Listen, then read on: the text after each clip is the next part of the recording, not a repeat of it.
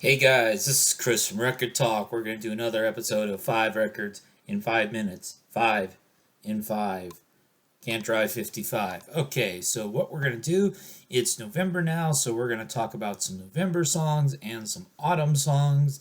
This is the first of what might be a monthly staple for the next year, or it might not, depending on if I like doing this enough. So let's get the obvious out of the way. Guns N' Roses had a song called November Rain. I couldn't remember which Use Your Illusion it was on. Apparently, it's on Use Your Illusion 1. I don't think I've listened to either of these CDs in a very, very long time. And really, this this should be a single album. There's a lot of crap, a lot of filler on there. I mean, November Rain's not my favorite song, but I mean, obviously it was a hit, and obviously you would put it on the album. I mean, it wouldn't be the ones I would cut off if I was put in charge of making Use Your Illusion one album, throw away the crap. So there you go. Let's get into somebody I like more than Guns N' Roses. Oh no, it's Juliana Hatfield. She has a song called Remember November, which glares a lot, but it was on her 2008 album called How to Walk Away. Um, and so this is probably Juliana at her more sort of polished adult alternative. Remember November happens to be a song that she co wrote with her younger brother Jason. So if you're looking for the more rock and roll Juliana, it's not really here. This is really kind of a lot of the stuff is polished.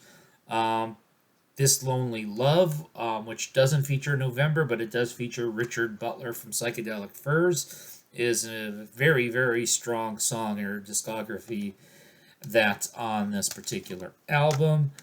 And while we're talking about lifers, let's talk about Local H.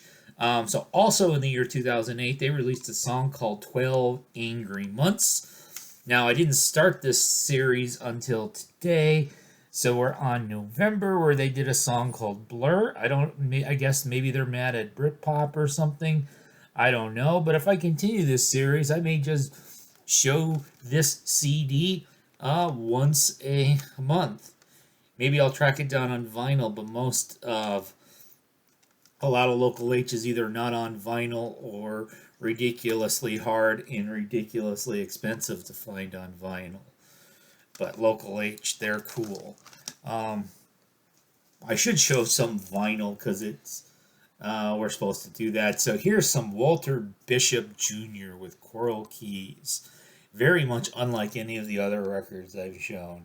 So Walter Bishop Jr., who was also known as Ibrahim Ishmael after he converted to Islam, although he never really went by his Islamic name. And so this was put out on the Black Jazz. You can tell it's got that Black Jazz. It's the same cover on both sides. You can flip back and forth. This was the second album ever released on Black Jazz.